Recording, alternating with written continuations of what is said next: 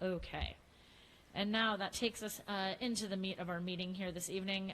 So we are going to be receiving a presentation from Dr. Wendy Ring of the Humboldt Coalition for Clean Energy regarding biomass and a possible, not this meeting because it didn't make it in the packet, but a resolution that they've brought forward that we can also take a look at in the future. So thank you, Dr. Ring, for being here.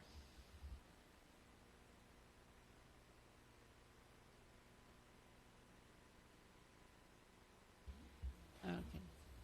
All right. Yeah. Thank you all so much for having me.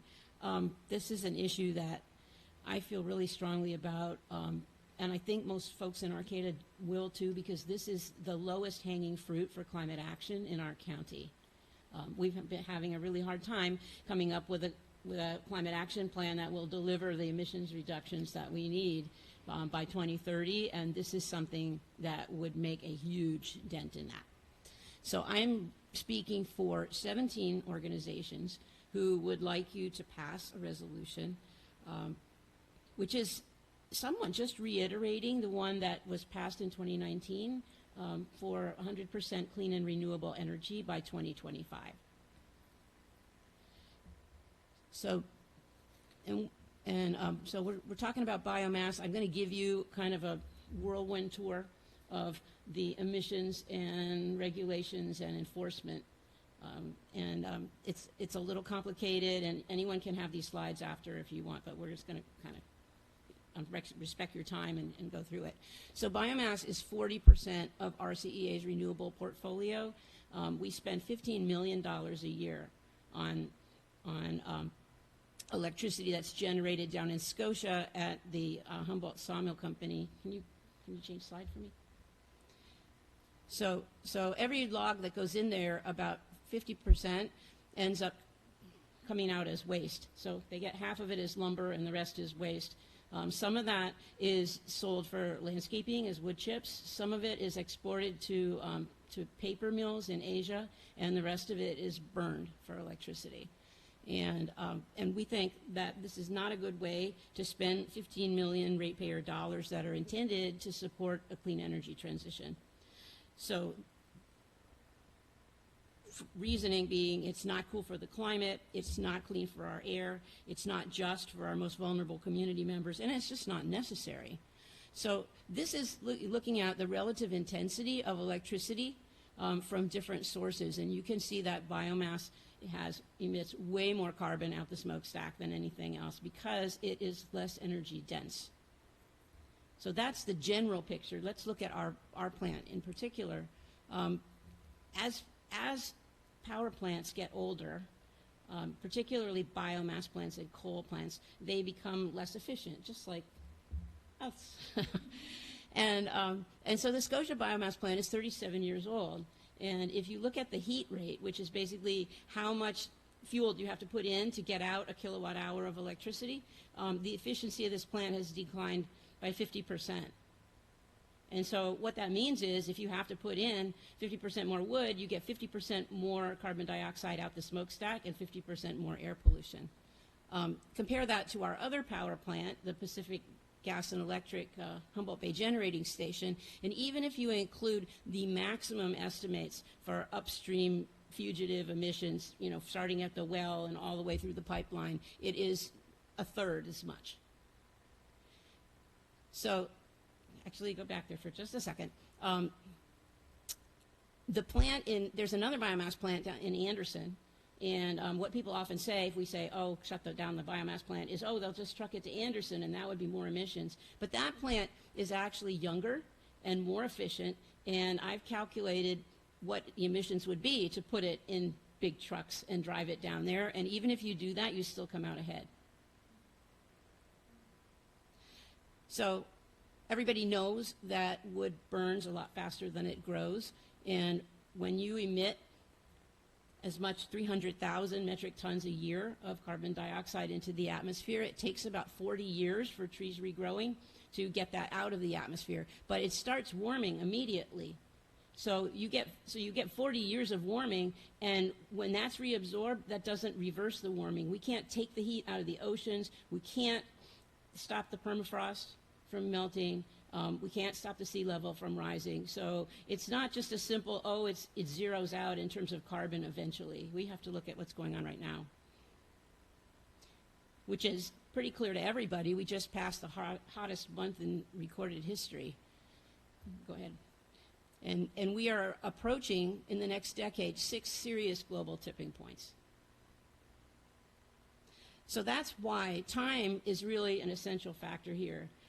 And even though trees regrow, and you could call biomass renewable, it makes no sense in the face of a climate crisis. So let's talk about pollution. There's 2 kinds, to my way of thinking. There's the legal pollution, and then there's the illegal pollution. Because the law allows biomass to emit as much pollution as coal. The Clean Air Act is the federal law that regulates power plants, and it is not health-based. Some people think as long as the plant obeys, meets all the standards, that means that it's not harmful to health, but that's not how it works. What they do is they take the cleanest 12% of each kind of power plant, and they take the average of that, and that is the emissions limit. And in the case of biomass, that means that it can emit as much as coal and be in compliance. So this is what comes out every year, 1,570 tons. The particulates are very, very small, and the ones that come out of biomass particularly, they're like nano-sized, and they go from your lungs into your bloodstream and carry all the way through to all of your organs. And some of the toxins that we'll talk about later ride piggyback on those particles, so they also get distributed. So that's the primary particulates at top in red. And then the next 4 items come out of the smokestack as sulfur dioxide, nitrogen oxide, et cetera, but then they also form particulates. So those are the secondary particulates. And I used a model, it's an online model that the EPA has to help policy members like you, policy makers like you, make decisions about that are going to change emissions. And it monetizes the health impacts, basically. So I took those numbers that you just saw, and I fed them into that model, and the result is $3 to $7 million of health damage every year from the legal pollution. So I saw that the EPA was tightening their standards for power plants, and I wanted to see if our 37-year-old plant could meet those standards. So I had to do a little research, and that required me to actually read the regulations and read all the documents from the Air District. And what I discovered was that a lot of the state and federal laws for preventing pollution from power plants were not being enforced down in Scotia. So who does the enforcing is our regional air quality management district. The EPA doesn't come here, and CARB, the Air Resource Board, doesn't come here. All of the things are delegated to our local air district. So the district issues the permits, they monitor the emissions, they do the inspections, ensure compliance, and when that compliance doesn't happen, they issue notices of violation. So how do they measure what's coming out of the plant? There's 2 things. One is, once every 1 to 3 years, they actually suck some of the exhaust out of the smokestacks. There's 3 of them because there's 3 boilers, and it goes to a lab and they measure what's in it. But a lot could go wrong in between, over a 3-year period. So the other thing that they have are continuous emission monitors. And the one that you're looking at is a diagram of a particulate monitor called an opacity monitor, where they just shoot some light through it, and if there's a lot of particles, it scatters the light, and so they get an approximation. So this is the most important thing for protecting the community. Will Breiger, who was a former attorney for the EPA and for CARB, is someone that I called when I realized that things were going wrong, and I was like, what do I do? And he said anybody can pass the stack test, the first test, because it's scheduled. They take their cleanest, driest fuel, their most experienced personnel. It's easy to do that. So what's harder And he's even seen, plants with just egregious amounts of emission coming out who can pass their stack test. So the continuous monitor is the thing that's most important to us as a community. So when RCEA put out a request for bids, when they started our community choice aggregation back in 2017, the Humboldt Redwood Company put in a bid, and RCEA wanted to use environmental criteria. And Humboldt Redwood Company said that they only had one air quality violation. But it turns out that they were withholding 12 months of monitoring data that was supposed to be reported to the Air District every month, and they hadn't given it to them. And when the Air District finally got a hold of it, you can switch the slide. There were actually, this is just from one boiler, 407, there were over 700 violations of pollution limits. So, and I don't think, looking back at the minutes, that the RCEA board members knew that when the violations had been issued, but I don't think that anybody told the RCEA board members that that's what they were doing. Back 1 minute. The other thing that I found out was that those opacity monitors are, they're only so good as they're accurate, and the people who are reading them know how to interpret them. And it turns out that the accuracy tests that the federal government says that they were supposed to be doing had not been done for at least the 6 years that I went back. And even the results that were coming out, the staff at the Air District were allowing twice as much. We were applying an old, outdated standard that allowed twice as much opacity and particulates as the EPA did. So what does that mean? Well, back in September, last September, they did that test where they pulled the smoke out of the smokestack, and they found that 2 out of those 3 boilers had emissions that were nearly double. Well, one was more than double, and the other was less than double, of what the EPA limit is. But those opacity monitors were running, and they should have shown that there was something wrong, and nothing. So the previous test had been 2 years earlier, so this plant could have been putting out all of that extra pollution for 2 years, and no one would know. So there's another kind of pollution other than particulates that comes out of biomass plants. These are the air toxics, things like benzene, which is a carcinogen, and an endocrine disruptor, formaldehyde, which is an irritant to the airway, acrolein, which is a possible carcinogen and also is thought to be responsible for all of the lung damage from cigarette smoking except for cancer. Dioxins, tremendously potent, and polycyclic aromatic hydrocarbons, which even pass through the placenta and cause brain damage in developing fetuses, lowering their IQ. Serious stuff. So California has a program called the Toxic Hotspot Program, which is health-based, unlike the federal one, and it has 4 steps in it. One is that the plants have to provide the Air District with a toxic emissions inventory. How much did they emit of each toxic? And then the Air District puts that into a computer model that the state has, and out comes this prioritization score, which is sort of the urgency for seeing if that's causing a health problem. And then if the score is high, then they use another part of that model and assess the health risk to the community.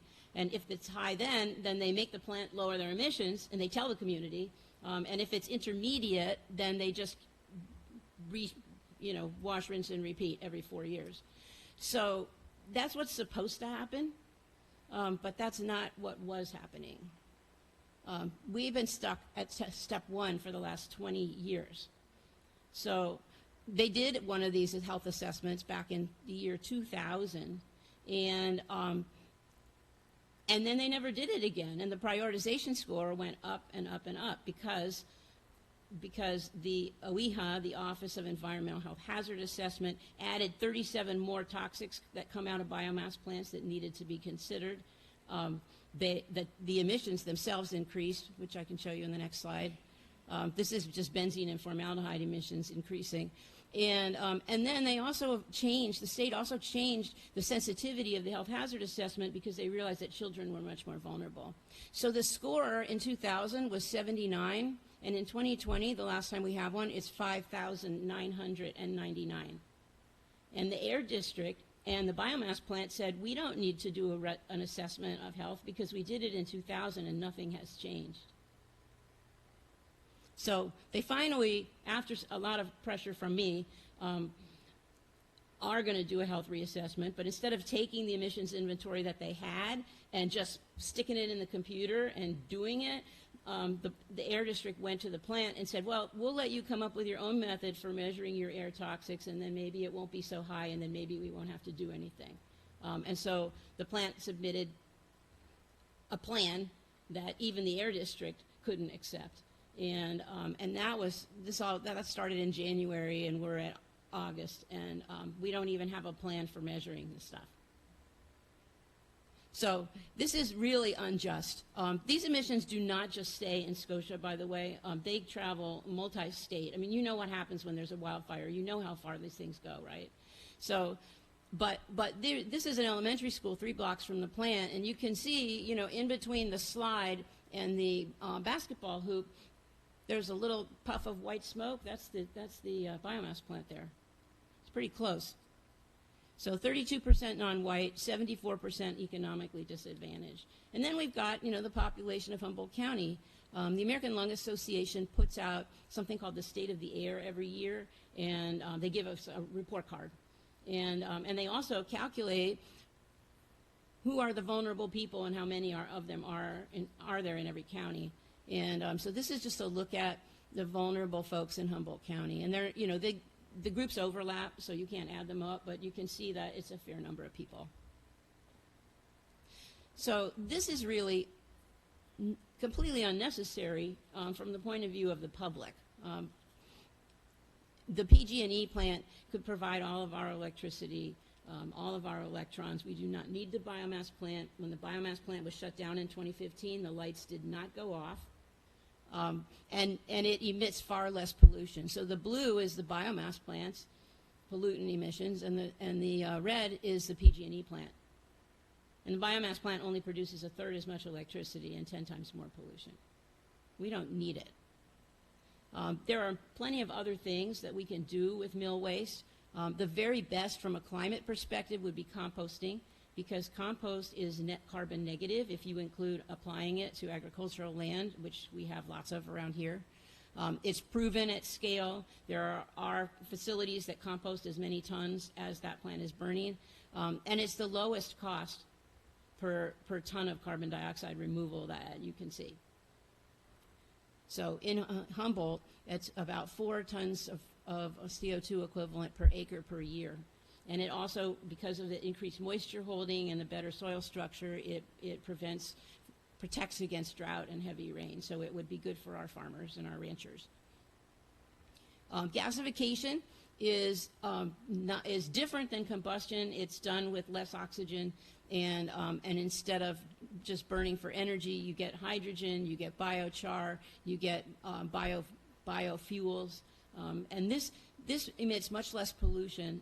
It does emit about the same amount of greenhouse gas, but because its products are displacing dirtier energy instead of the situation we have now where we've got a dirty plant that's displacing cleaner energy, the net emissions are less. So there are 6 of these plants, the woody biomass to hydrogen plants, under development in California. So this is a happening thing. There are plants in other states that are making jet fuel, gasoline, and chemicals that are going to be replacements for petrochemicals. There's a huge need for biomass mulch for restoration after wildfires. Again, you know, there is a market for exporting the chips. There are other things that we could do, or that the plant could do with their waste. They don't have to burn it. So these are the things that we hear a lot. Oh, it would just emit more to truck it to Anderson. Well, no, it wouldn't, because I ran those numbers. Oh, it's better than if the sawmill burns it or puts it in the landfill. Well, they're not allowed to do either. Those are both against the law. And then lastly, oh, we have to have it because it's protecting us from wildfire. Well, it's burning mill waste. It's not burning the results of fuel reduction from forests. It's burning mill waste. So In 2019, after Arcata passed its resolution and Eureka and other jurisdictions, Redwood Coast Energy Authority did also pass a resolution that we would have 100% clean energy by 2025. And then they went back on that promise and extended the biomass contract to 2031. Now, I've read the contract, and it has things in it that would allow RCEA to terminate that early. First of all, because they misrepresented themselves when they said that they were right with the law at the beginning, and then they've had 12 violations of the Clean Air Act since then, and I think 37 of the Clean Water Act. So, and that's enough to qualify as a reason to get out of the contract. So that's what we would like from the City Council. I know you have a representative who sits on the RCEA board, but we think it's important for the City Council to take action because, you know, during the years that I've been following this, people change, and I think it's also hard when you get in there and the staff is saying do one thing and the board members are reluctant to do something to go against it. So I think we would like, you know, when a representative from Arcata goes in to take a vote on this at RCEA, we would like them to feel that they have the city behind them. So I have passed out, you've got the resolution. I'm hoping that next time it can end up in the packet and you could vote on it. I'm happy to answer any questions. Thank you so much, Wendy.